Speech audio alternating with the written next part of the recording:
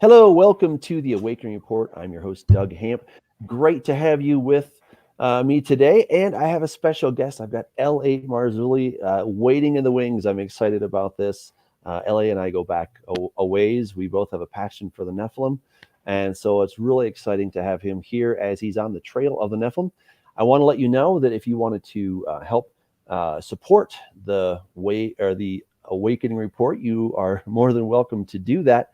And you can go to my Patreon page and you can give as little as $2 a month. It really does help. I want you to know that. And I do appreciate everyone who already gives. Thank you for that. That helps pay the light bills and, all that stuff that we all need to do. So thank you so much, guys. Without further ado, let's go over to LA. Hey, LA, it's great to have you. Great to be here, Doug. Thanks so much. Looking forward to the interview. Yeah, this is great. I think the first time we met was back in Branson, back in 2011, if I recall correctly. A long time ago, yeah. Yeah, I know. That was a while ago, but it went fast. It went fast. It really is. But you've been doing so much since then. You've been really on the trail. You're now on your fourth video, which I got to watch today. Thank you for that. Fascinating stuff.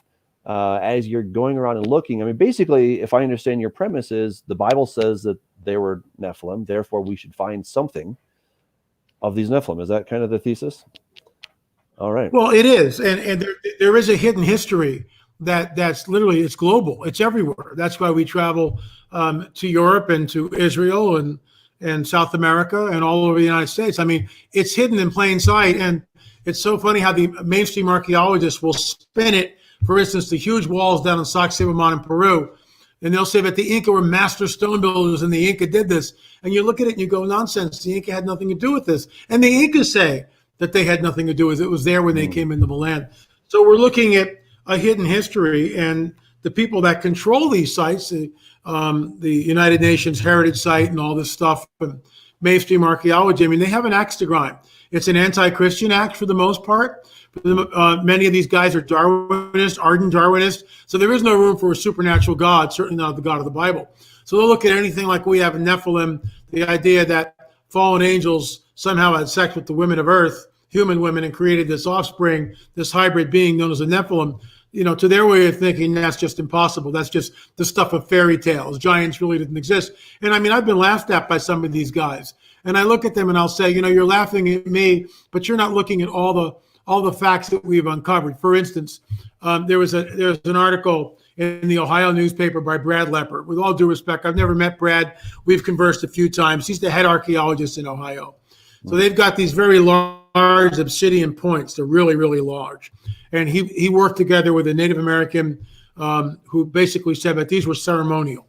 Well, okay, I get that. And they were always talking about this is ceremonial, that's ceremonial, everything's ceremonial. But Chief Joseph Riverwind, who's also a Native American, looks at these very large obsidian points, and some of these things are like, 18 inches. They're really long. Mm-hmm. And he goes, well, no, they're not ceremonial. This is what we believe that were the Nephilim used, the giants used. And then the same thing when we discovered that what we call the Nephilim lance, which was given to us by a gentleman at a few Nephilim conferences ago, we all thought it was a sword. And it was Chief Joseph Riverwind who said, no, it's a lance. And we had this thing tested by two different companies. The first company assured us that they would be able to tell us exactly where the copper was mined from, all this stuff. Well, when $2,500 later, when we go to these clowns, and 3 months, they kept pushing it back. They said it will take them about 2 weeks to do it, the analysis. And then all of a sudden, it's 3 months later. So I fly in and I meet the owner of the lance, Bob, and we're taken to our contact person, but all of a sudden she's not there by herself. She's got somebody from P&R.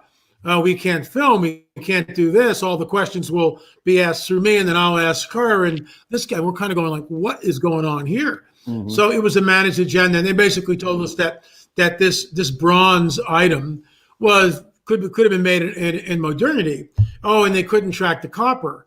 So this is an upcoming film called Out of Place Artifacts, which I've got lots and lots of interviews with. I just haven't put it together yet. We're in a whole sequence of things. But we gave it to this man called Christian, who worked at a lab. We gave him a small little chunk that Chief Joseph sawed off the end of this thing, and he analyzed it. And lo and behold, the isotopes showed Middle Eastern origin.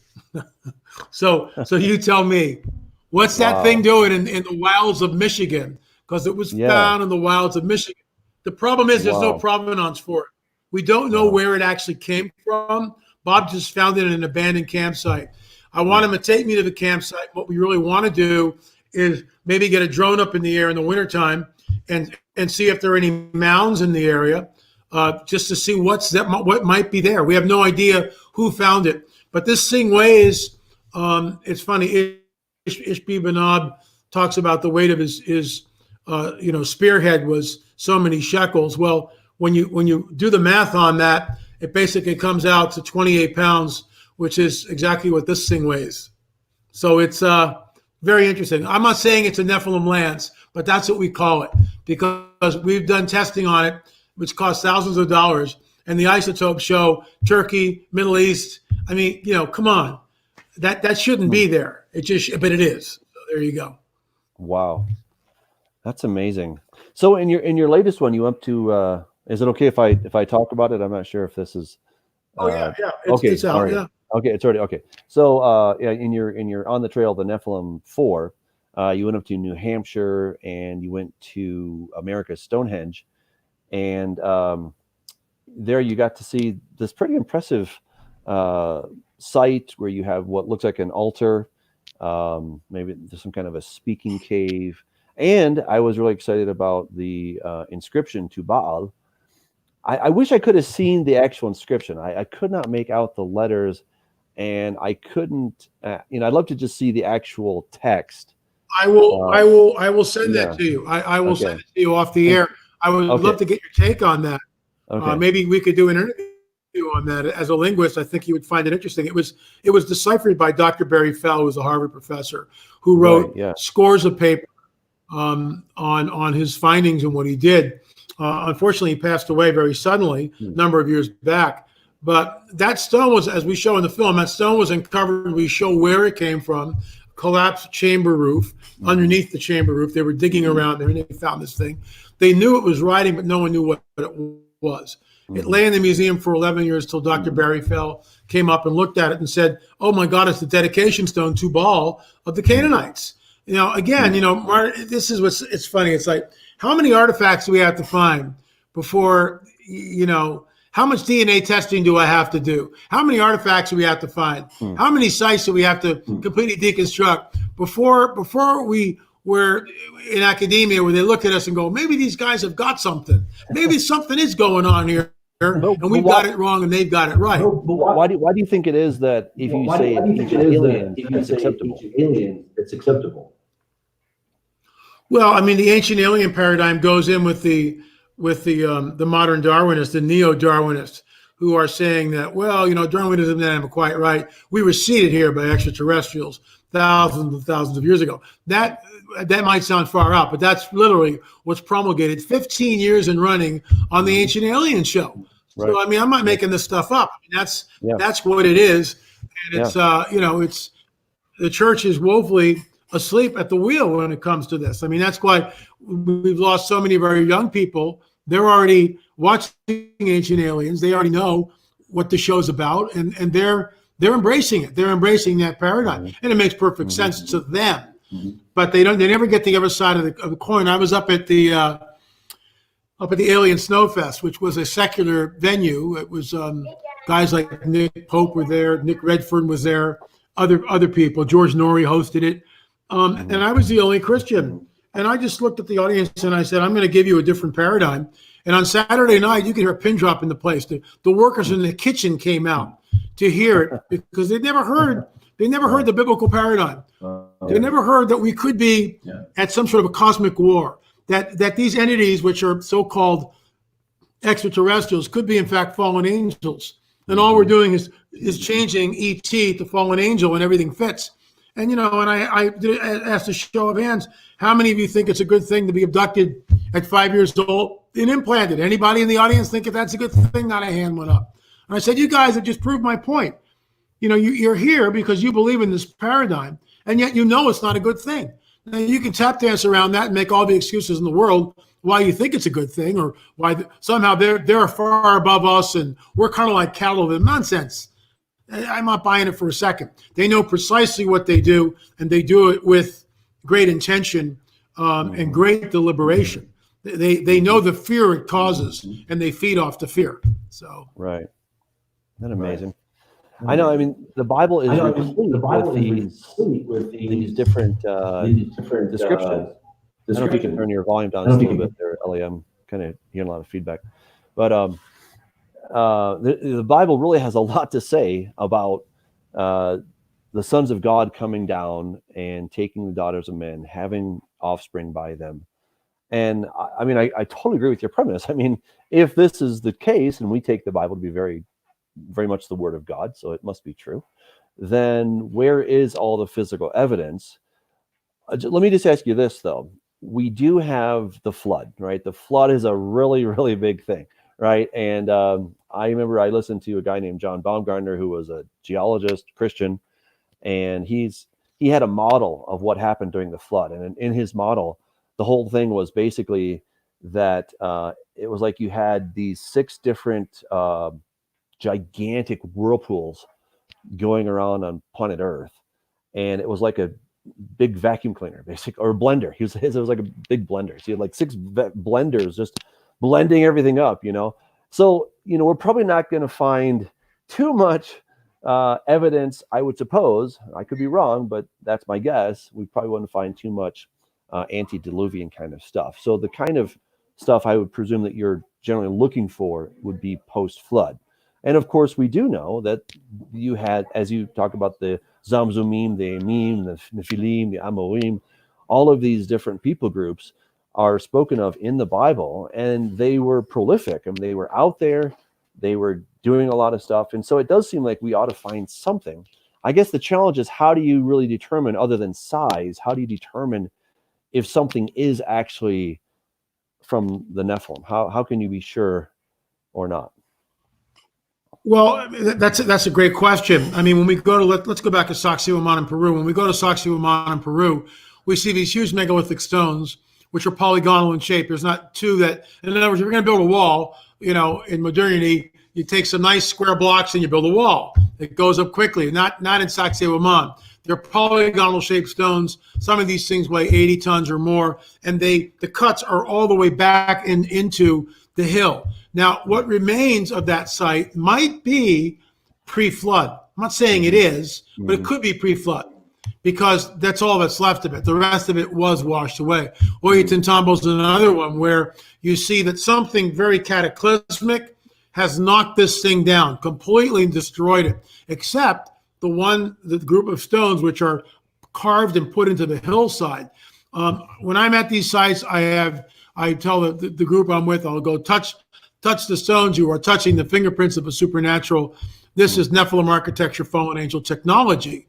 What we see after the flood, places like Cahokia, the Great Circle Mound, the Octagon Mound, Sardinia, the Tomb of the Giants, Norba, Italy, all over Portugal, all over Spain, certainly Stonehenge, America's Stonehenge in New Hampshire and Stonehenge in England. There's a direct connectivity between the two sites, and we're going to show that in part 2 of the film, which is an absolute mind blower. We've been to Carnac, France. We've been all over Portugal, Zambujero, Xerez, Chromic. What's the name of it? I can't think of a name of it, but it's actually older than Stonehenge. And as I was talking to my friend in Carnac, Richard Crowhurst, I was saying, look, why go through all the trouble of making the Octagon Mound in the Newark Earthworks Complex? And, for people to understand what the Octagon Mound is, it's a complex octagon. In other words, not all the sides are equal. So we're looking at advanced geometry, advanced surveying techniques, and this isn't a small little octagon. This thing encompasses 50 acres. 50 acres of land. So when you stand in the center of this thing, which I've done, you have no idea what you're looking at. It's now a golf course. But, I'm riding around this thing in my golf cart with the cameras going and everything going, like, you can't tell what it is. But you take a drone and you fly that drone 800, 900 feet in the air, guess what you see? This perfectly aligned octagon. Well, here's the deal.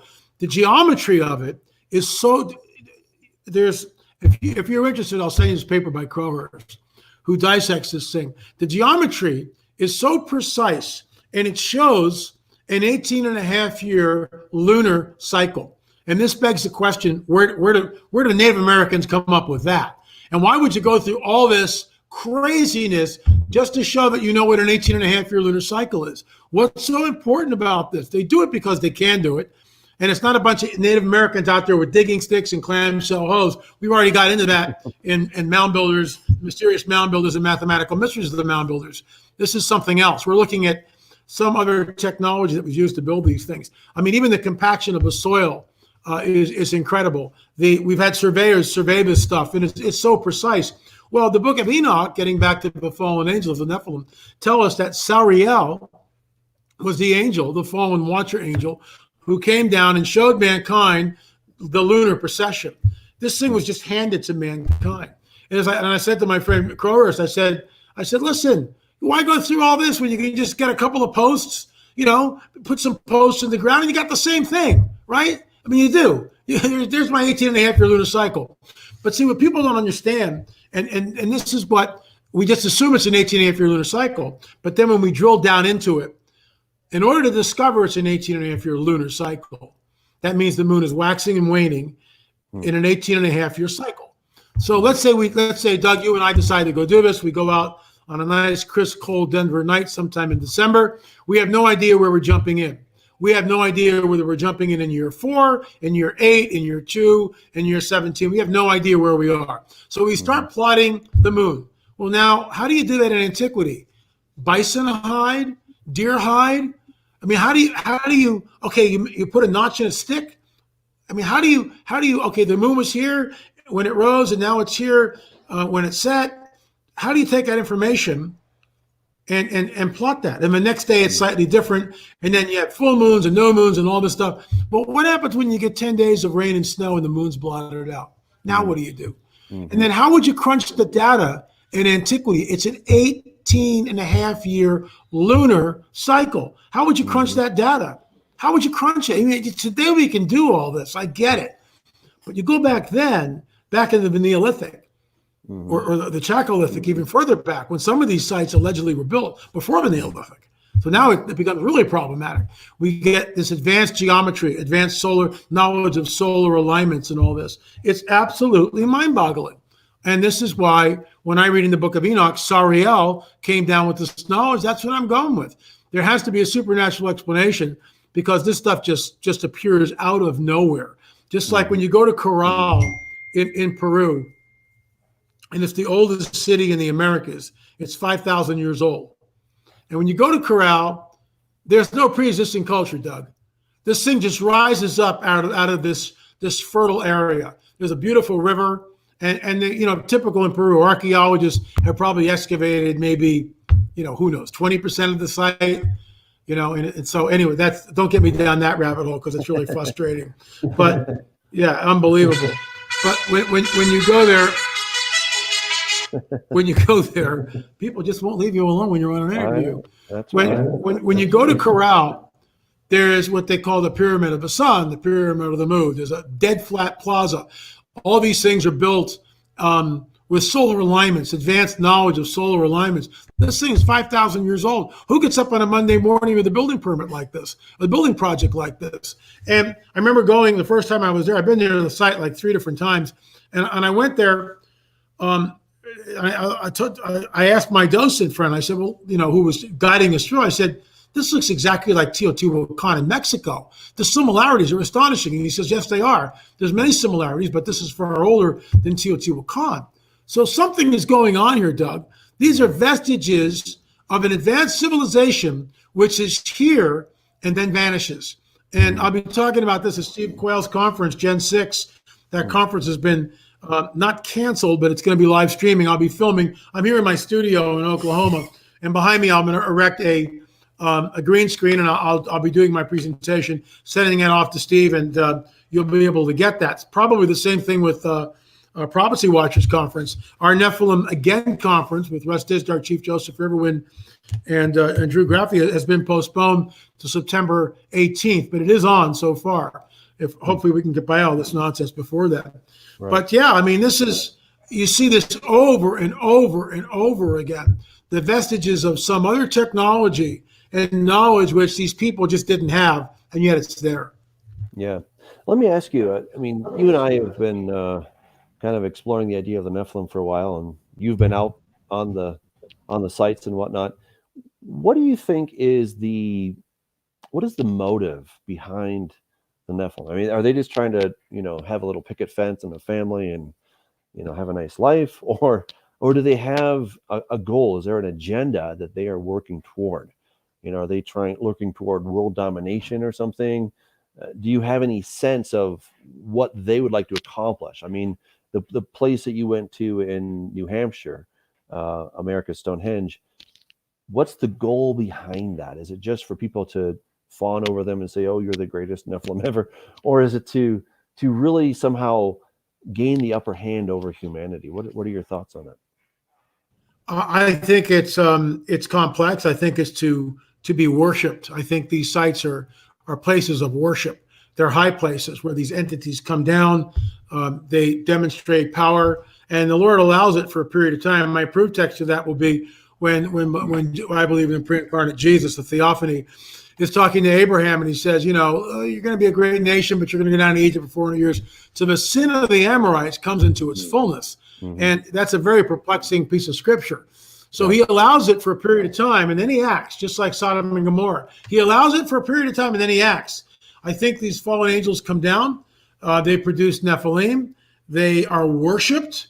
And I think the Most High God allows it for a period of time, and then he goes in and destroys it, which is why many of these sites that we see, for instance, in just in the Americas, they'll call the people the Hopewell, who built all these mounds. Well, that's an invention by archaeologists. Hopewell was a farmer who found some of this stuff, and so they named this entire culture after him. No one knows who these people were or what they called themselves. Nobody knows. So they just vanish. They just vanish, and everything goes with them. But there's ritual sacrifice at all these places. Every place I've been, I've yet been to a place where human sacrifice was not practiced. So, who demands the blood? I mean, just look at Chemosh and Moloch and the whole crew, right? So right. Yep. Nothing's changed. Nothing changes. Absolutely. Yeah. Absolutely. I had a theory that I was sharing with our sometime ago, kind of getting his take on it. And my theory was basically the demons need blood, just like we need food, which is a substance from the earth. Right. So we need a like substance to stay alive. I think they need a like substance, which is of a spiritual nature. And so the life is in the blood. And so my theory is that they need blood in order to kind of recharge their spiritual batteries, if you will.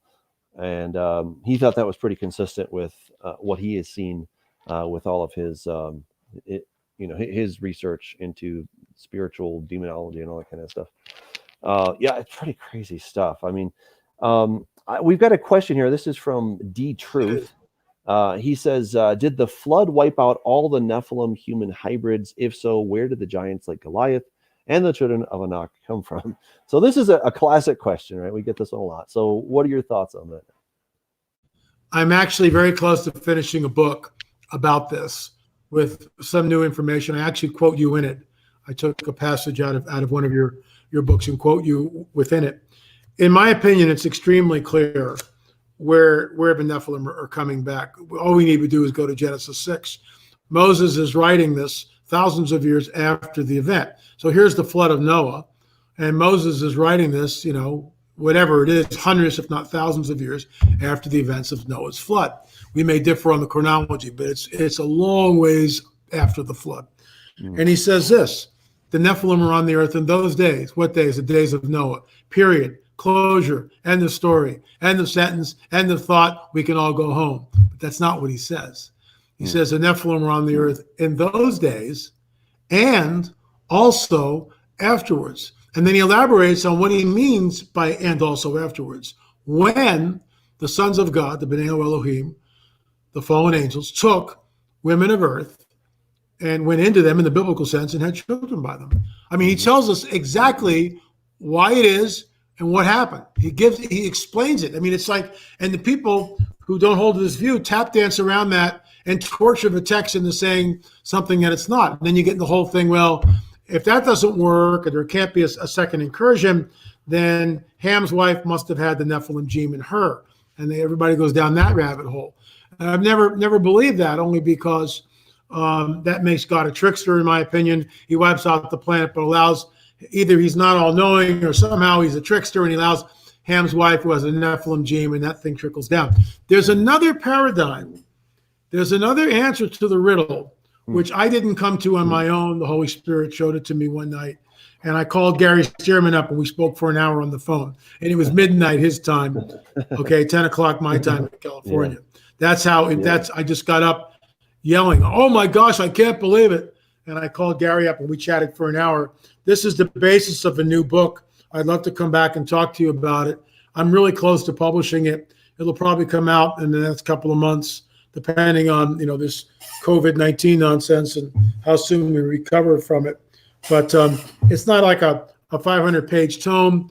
But, I quote you in it, Doug. I've got Dr. Stephen Pigeon in it, Stephen Bendanoon, Mondo Gonzalez, Dr. Ken Johnson. So I'm relying on, Hebrew scholars, essentially, including yourself, in the places that I'm not a Hebrew scholar. I'm not ashamed to admit that. I'm just not. So, I leave that heavy lifting to other people who know more.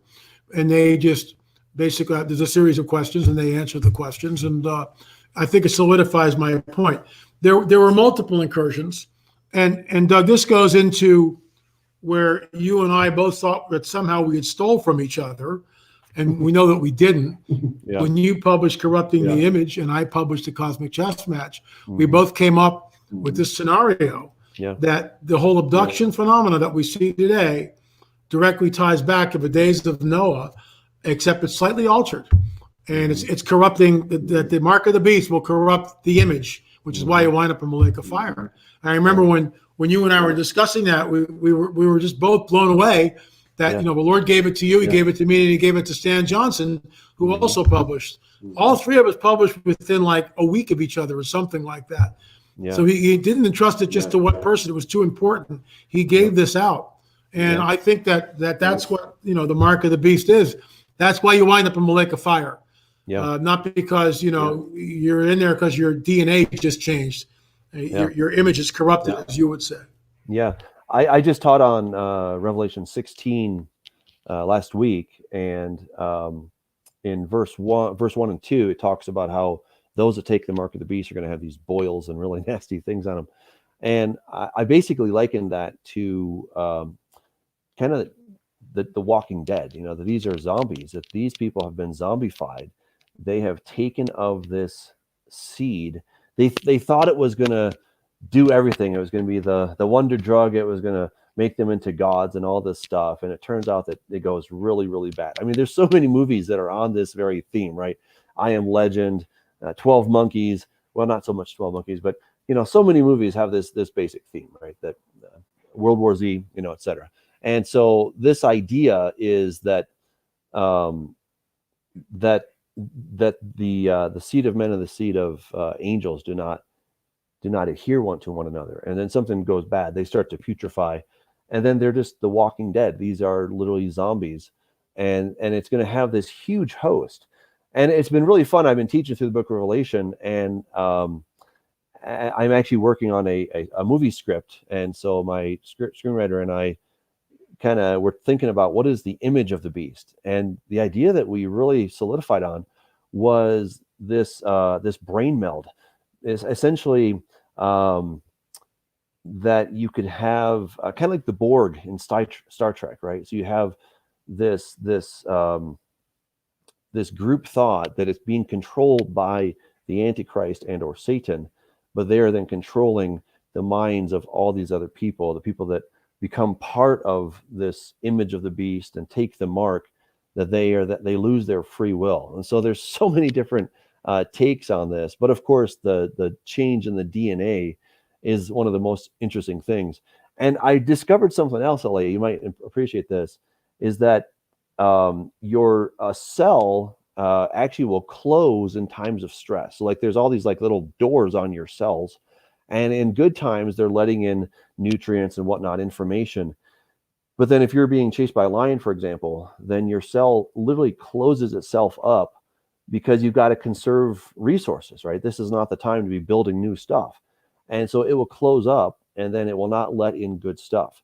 So it's interesting. It says that if anyone takes the mark, worships his name, and worships the image, then he's toast, right? So you have to do all three things. And I think that's kind of God's safety switch, that, if our idea is correct of having to get injected with some kind of a DNA change, if you get injected with this, but you don't want it, it won't take. You have to get injected and you have to want it. You have to worship is the idea. And I think it was kind of interesting, that it seems like God kind of put a safety mechanism in there. So you cannot have this forced on you, but you really have to want it. Yeah, I would concur. I mean, I think we're in a window of time where, with all this COVID-19 stuff, I mean, I don't know where this is really going. I'm alarmed by it. I mean, we've never seen anything like it in the history of the world. The entire planet shut down.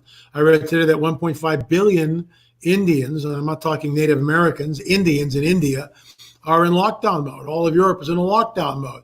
Middle East, not all of it, certainly not Gaza, but Iran is trying to deal with this stuff. Israel's in lockdown mode. So basically the civilized world, the emerging countries, are in lockdown. South America is a mess, from what I understand from people who were there. I have one guy in China who told me that life has basically returned to normal. So I don't know what to believe, and then you get all the Q stuff. They're rounding up 150,000 indictments and mass arrests and all this. I'm not seeing it. I'm not seeing any of it. And it's like, to me, there's something else going on when Attorney General Barr can get up and talk about, well, we may need to just hold people indefinitely without habeas corpus rights. Like, excuse me. Well, that's not good. That means that means you're in the Huskow indefinitely, 10 years, 20 years until you die. I mean, that's how we fought the Revolutionary War. So I'm alarmed at what I see. All this to say that, what if this thing really does become a pandemic? It's not yet, but what if it morphs again? And it does do that. And there was two Indian scientists, or a group of Indian scientists, which were saying it appears that HIV has been, I used a non-scientific word, but has been stapled into this virus. That doesn't happen naturally. That means it was created in some lab someplace, if that's true. So HIV, AIDS, has been stapled into this thing. So what are we really looking at here? Who would do a thing like this? And other people from the CDC is talking about that this thing has a tendency to morph and evolve, as it were. So we're looking at, what if it really does become as lethal as something like the bubonic plague, and there is no antidote?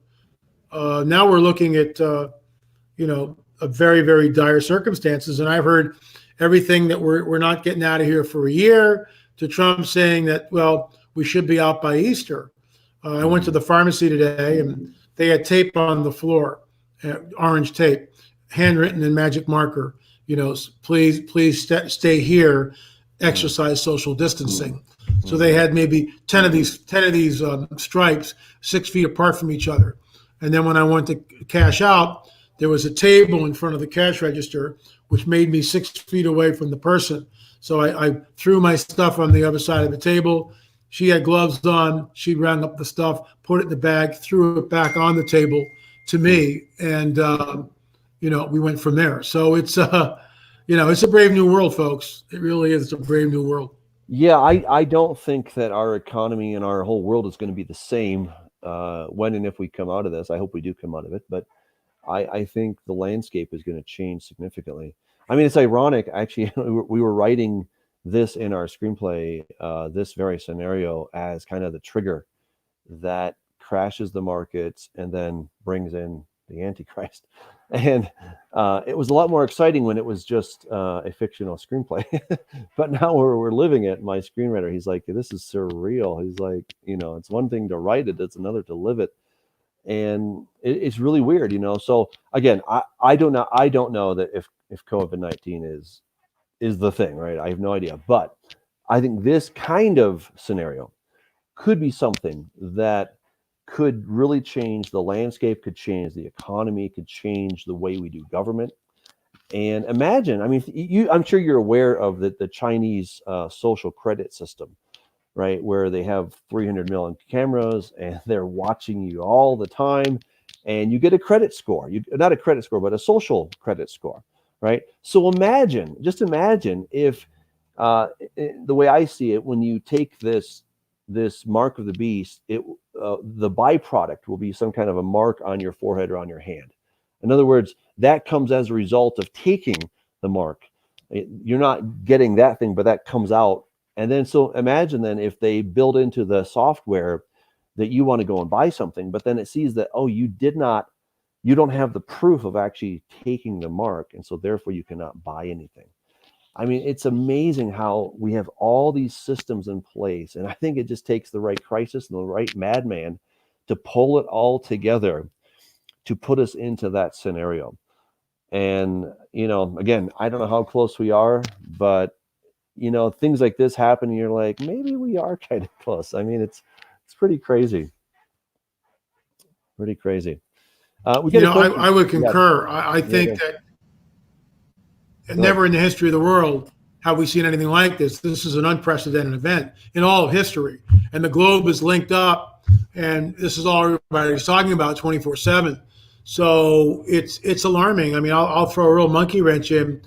What if this thing really goes south and then they show up with the antidote? And remember, folks, right, before you think that's crazy, since 2017, Tucker Carlson had a steady stream of people talking about the validity of the UFO phenomenon. So it's real burgeoning and not going away.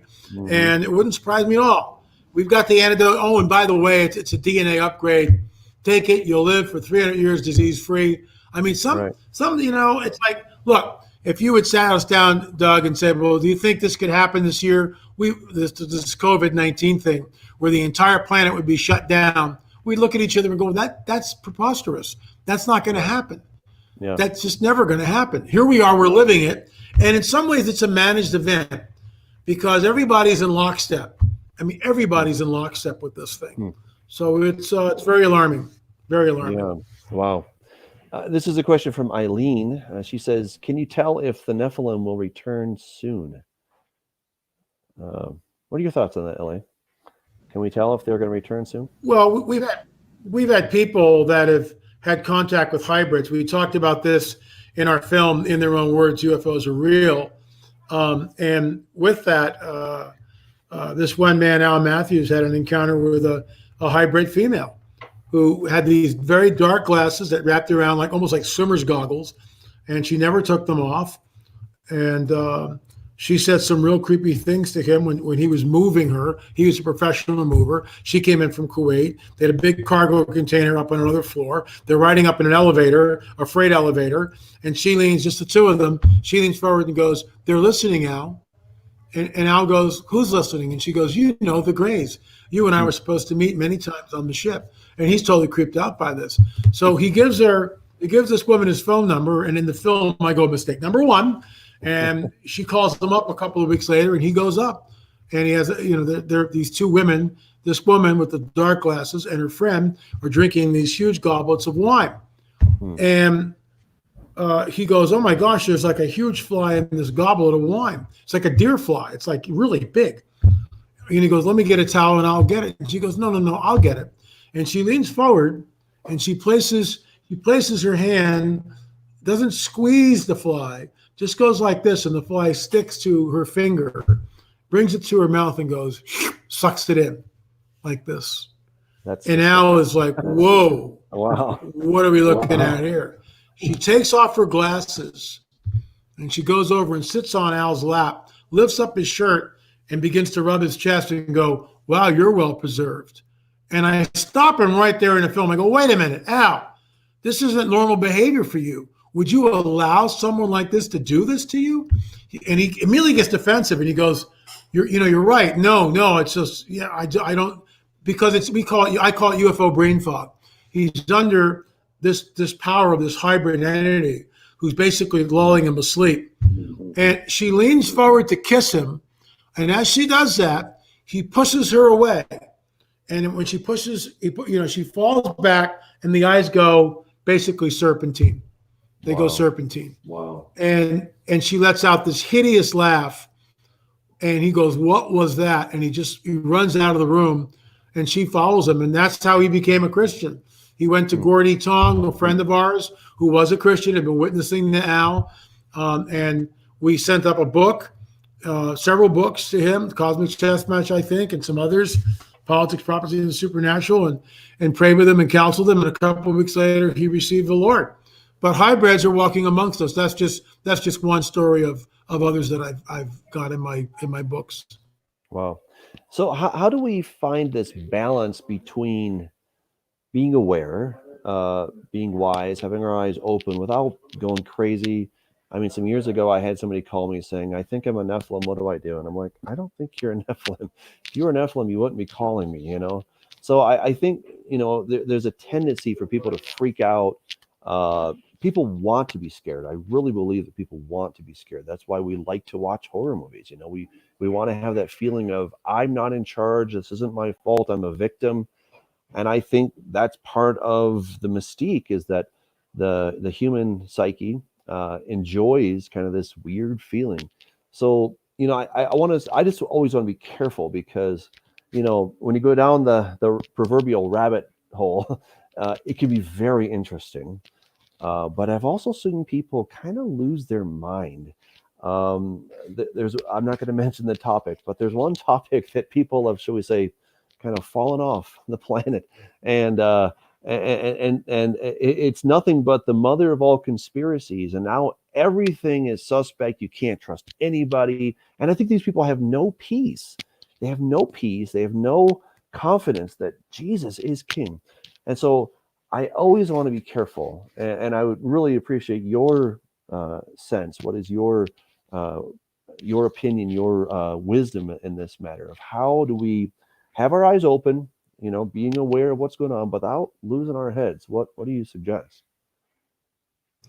Well, I mean, first of all, don't ask me how I got into this. I was called into it. I mean, I grew up in the occult. What I mean by that, at 13, I left the Catholic Church. I was involved in New Age, Carlos Castaneda type vision quests. I was reading every New Age book I could get my hands on, meditating. I gave my life to a guru. My third eye was open. I had spirit guides. I mean, I've run the whole gamut on the other side of the aisle. I became an agnostic, and then at 30 years old, I had a Paul on the road to Damascus type experience. I became a born-again, spirit-filled Christian. For 10 years, all I did was study the Bible, go to church, became a worship leader. That's all I did for 10 years. At the age of 40, that's when the Lord said, well, we're going to go revisit this stuff. And at that point, I met my mentor, Dr. I.D.E. Thomas. He'd written a book called The Omega Conspiracy. And I interviewed him and met him and began working on my first novel, Nephilim, which was eventually published by Zondervan in 1999, right before Y2K. And, that's like over 20 years ago now. Mm-hmm. When I was doing it, the first book, I remember researching, and the Lord just said, "You have enough, stop." But no, you have enough, stop. And so I stopped. I obeyed and stopped researching. And then I finished the first book, and then we got signed for 2 others, and I went back to researching. People may think that I'm obsessed with this. I'm not. I do a lot of research on it, but I don't go looking for it. I'm not out in the field, chasing ghosts or, whatever. If somebody comes to me who's possessed, I will deal with it on my level if the Lord allows me to do that. Yeah. When we go to these sites, they are charged sites, and I've been cut down several times, and it's no picnic when it happens. I mean, I was stricken when we were in France on the way from Portugal to France. I got nailed with exactly the same thing I got nailed with when I went to Chaco Canyon for the first time. I was at the Navajo Indian Reservation, and I was talking about the Nephilim and the giants, and I got slammed. I mean, absolutely slammed down. Wow. And yeah, Same thing in Peru when I went down to Peru. There's an active demonic presence in many of these sites, and you just don't walk in there with the idea that, well, I'm covered in the blood of Jesus, I'm going to take authority over this. Nonsense. You don't do any of that. In our third film in the series, Secrets of the Supernatural, Voices from the Other Side, we interviewed Henry Groover, who was a prayer walker, and he went to the Serpent Mound. We show the Serpent Mound in all three films. And he went there because Henry would go to these places under the Lord's direction and shut them down, pray against these ancient Canaanite altars, which were rife all through the Americas. He knew about them. But, no one would believe him. So that's, in some ways, we're validating his work with this new series that we're on the Trail of the Nephilim. So he's on his way home on a Thanksgiving, and he sees this sign, Serpent Mound. So he goes, well, I'll go take care of that right now. He pulls in the parking lot. It's lightly snowing. He puts on a light jacket. Snow is falling. Nobody's in the parking lot. The place is closed down. And he walks to the serpent, sees it, reads the signage, figures that this is a really highly charged area, goes to the head, stands on the head, and starts to take back the land and, pray from the beginning when the first person came there and sacrifices and the blood spill, the whole deal. On his way back, he's finished. On his way back, all of a sudden, bam! I mean, he's hit viscerally in his solar plexus, and down he goes. Down he goes. His knees are up in his chest. He can't straighten them. He's writhing on the ground in pain, can't straighten his legs, and realizes doing spiritual warfare. Every prayer he knows, he's not getting the victory here. He's not. And he's wondering what the heck is going on. And he realizes that he's going to freeze to death. He's going to freeze. They're going to find him frozen in the morning unless something changes. And he goes to the Lord and says, this is not going to bring glory to you, Lord, unless you change this. And the Lord says, Henry, I didn't call you in here. You came in on your own volition. So it's a sin of presumption. And it's something that, I take extremely seriously after hearing that testimony. Lord, should I go? And I've learned this years ago. If the Lord says stop, stop. So look, we're all sinners saved by grace. I get that. Some of us sort of stumble through this life. And, we all do things that we're ashamed of on some level because we're in this flesh and the spirit wars against the flesh. But I've learned that, you just don't, you pray up, you go there, like when the Lord gave us instructions in 2017, he gave me one word. He said, Fatima. And I'm going, Fatima. And I went, oh my gosh, it's 2017. It's the 100th year anniversary of the Fatima apparitions. I walked into the bathroom and told my wife, Peggy, I said, we're going to Portugal. And she went, what?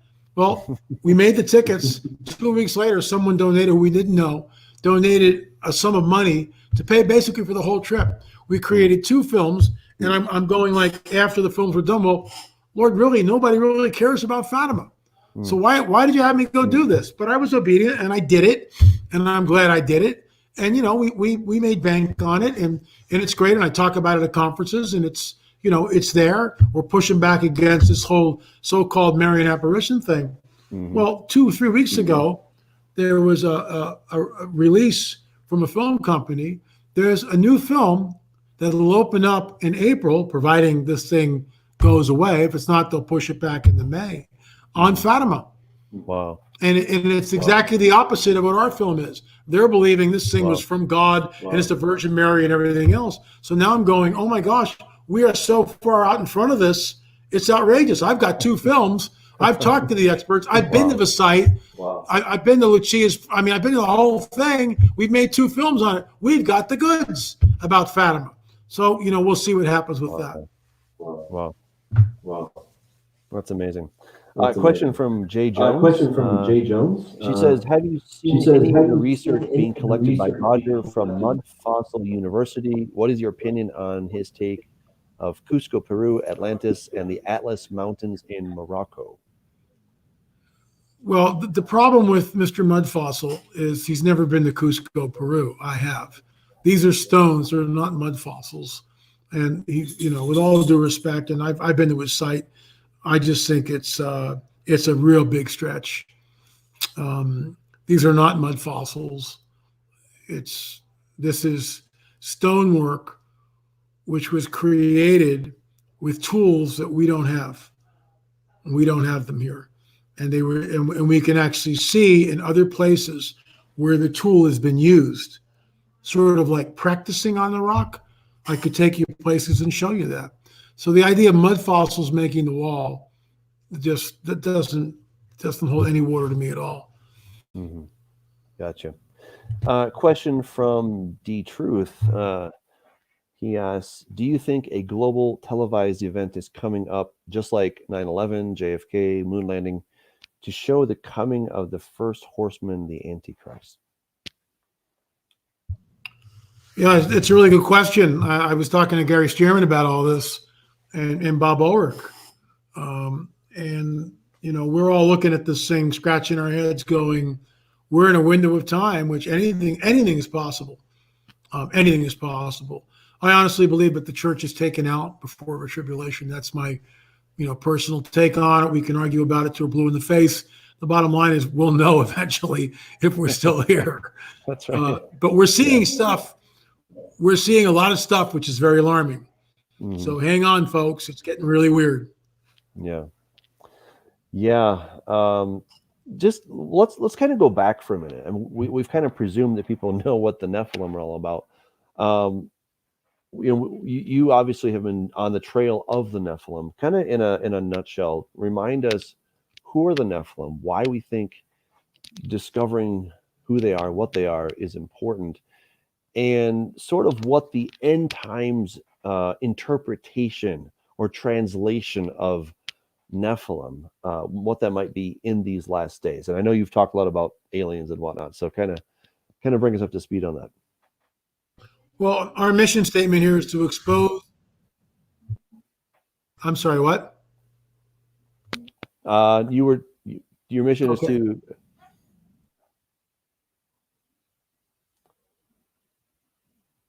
Go ahead. You were about to say. Okay. Basically, our mission statement is this: to expose the deception of the prince of the power of the air, and to herald the return of the King, Jesus. That's what we do. So by going to these sites, we're giving another explanation of what we see from a biblical viewpoint, from a supernatural worldview, which goes against the mainstream archaeological paradigm. And it also pushes back against the Darwinian paradigm. So, we're swimming upstream, but we're exposing the deception of the prince of the power of the air. And we do it with all my books, all of our DVDs. That's what we do. You're doing the same thing, Doug, on your level. You're exposing the deception of the prince of the power of the air. People need to understand that there is truth, and that truth can be found in the pages of our Bible, that we are in the midst of a heavenly cosmic war, which is going on and will eventually ramp up into the so-called time of Jacob's trouble, which deals with the nation of Israel, not the Gentile nations, in my opinion. It deals with the nation of Israel. And that's why it's called the time of Jacob's trouble, not Bill, Sam, or Fred. Indeed. I'm being silly here. No, I got you. So out of all the places you've been and the evidence that you've handled, what would you say is your strongest artifact as proof that the Nephilim really did exist? Wow, that's really tough, because you go to Sacsayhuaman and then the needle goes, oh, Sacsayhuaman. But then you go to Cahokia and the needle goes, oh my gosh, Cahokia. Then you look at the Nephilim lance, this bronze artifact, and you go, oh my gosh, the isotope show, Turkey, Middle Eastern. So it's like I'm constantly amazed at what we discover. The Octagon Mound, the 18.5-year lunar cycle, the stuff that we found in America, Stonehenge, the Ball Stone, two ball of the Canaanites. I mean, it's hard to pick just one thing. So it's because we're on the trail. Like we discovered something in Portugal, which we have not made public yet. We discovered it while we were filming, which just blew us all away.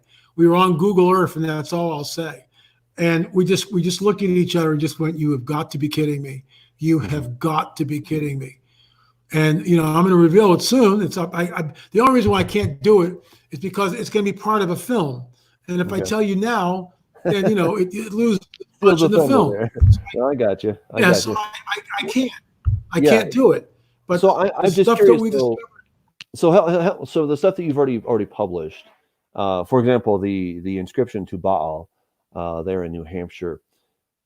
Just to kind of play the skeptic here, why would you say that that's necessarily Nephilim? I mean, that could be. Let's just say that Phoenicians came over, much to everyone's surprise, but they're just humans. They're just regular people who got here before Columbus and all the other people, and they left this thing and they were worshiping this false god Baal, and they wrote a little thing here.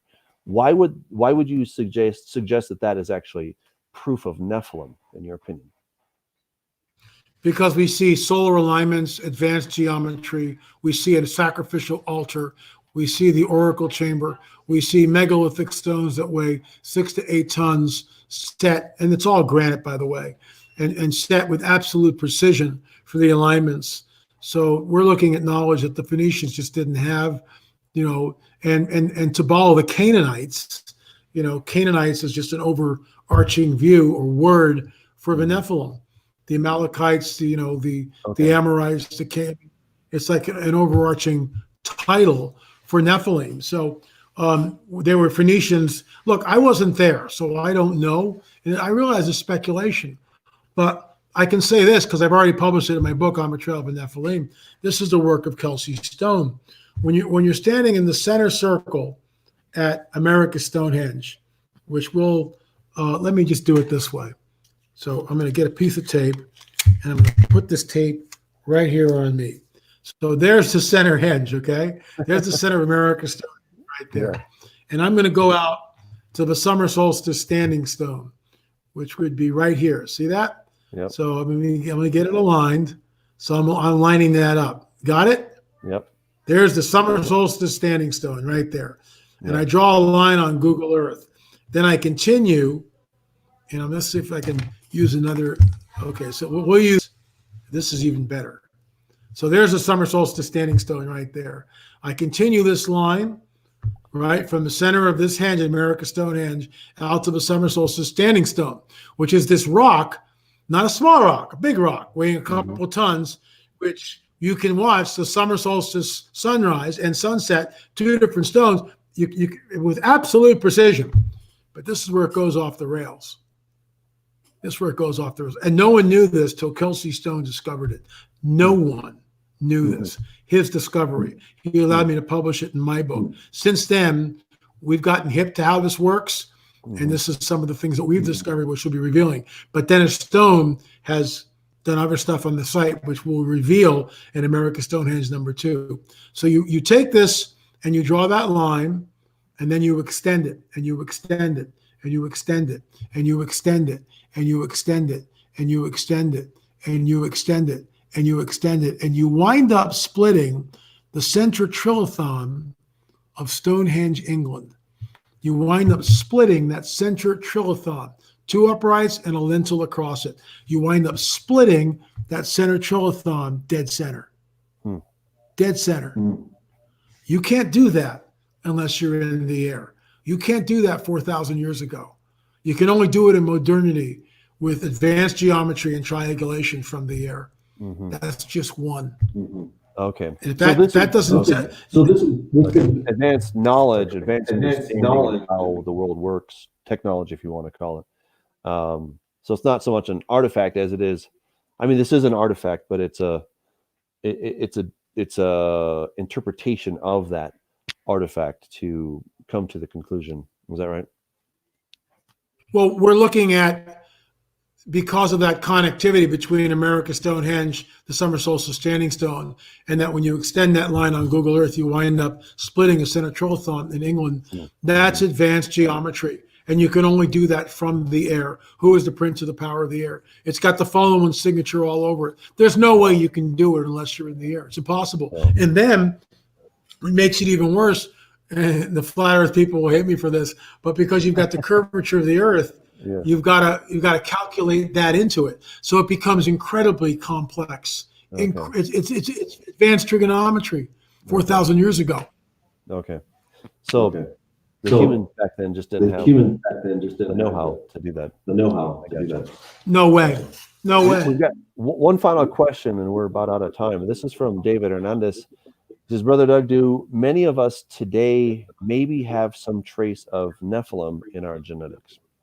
What do you think, Nelly? Well, I mean, there's really no way to vet that. We don't know what Nephilim DNA looks like. That's part of the problem we're having with the Paracas skulls. We know that there's genetic anomalies in these skulls. We know that. In fact, this number 6 is already done. An Trail of a Nephilim series. It's finished. I could release it right now. It's about an hour long, and then it's got the press conference with Mondo Gonzalez, who's our head archaeologist who did the DNA testing with me. We went down and did all the samples, and it's got our anthropologist Rick Woodward. So it's and we show their presentations in the film at the very end. It's like a bonus DVD. So all that's well and good. We've got doctors and physicians, surgeons, optometrists, chiropractors, all looking at these skulls and going, wait, this is not the result of cranial deformation. This is genetic. The problem is when we do the DNA testing, and we're actually doing a new batch of DNA testing, which is going on as I speak, which is one reason why I have not released the film yet. We're waiting for this DNA. We don't know what it is we're looking for. We have no idea what Nephilim DNA would look like. What we're trying to do is discover anomalies in the genome, which may point to that, but we don't know. So it's like looking for a needle in a haystack, but we're working with several new labs, and we're hoping that we find something. Wow. Fascinating stuff. This is so exciting. Well, I want to thank you for coming on, and keep up the good work. Stay hot on the trail. This is pretty cool stuff. Where can people find your stuff? Where can they go to get your DVDs and whatnot? You're muted, by the way. You're muted, brother. Thanks, Doug. Yeah, you can go on my Vimeo channel, L.A. Marzulli. You can rent the entire 4 episodes of a series so far. I think it's $3.99 a piece on my Vimeo channel, L.A. Marzulli. So you don't even have to order anything. You just watch it on Vimeo on demand. It's right there. If you want the hard copies, you can order that. You go to my site, L.A. Marzulli, and we've got specials, and you can order there. But we're all in lockdown, so have fun, binge watch. So you can watch them, and for $3.99 a piece, it's the way to go. Thanks again. I appreciate it. Take care. Thank you, Doug. God bless you, and take care.